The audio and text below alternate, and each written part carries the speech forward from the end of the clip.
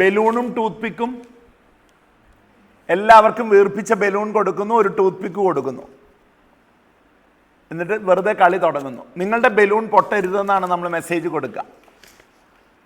അവരെന്താ ചെയ്യുക? They will go and break others' balloons, which we have not told them. We only told them, protect your balloon without breaking. അപ്പോൾ അവർ മറ്റുള്ളവരുടെ ഇത് കുത്തിപ്പൊട്ടിക്കും. അങ്ങനെ വേണമെങ്കിൽ കുത്തിപ്പൊട്ടിക്കാമെന്ന് പറഞ്ഞുകൊണ്ട് നമുക്ക് ഒരു എലിമിനേഷൻ ഗെയിം നടത്താം. But the first type that we said is a value game. ഏത്? സ്വന്തം പ്രൊട്ടക്റ്റ് ചെയ്യാൻ പറയുമ്പോഴേക്കും മറ്റുള്ളവരുടേത് കളയുന്ന രീതി, നമുക്ക് സമാധാനം തേടാൻ വേണ്ടി യുദ്ധം ചെയ്യുന്ന രീതി. Okay, war to end wars എന്നുള്ള കോൺസെപ്റ്റ് ഇല്ലേ? അങ്ങനെ എത്ര യുദ്ധങ്ങൾ കഴിഞ്ഞു? യുദ്ധങ്ങൾ തീർന്നോ?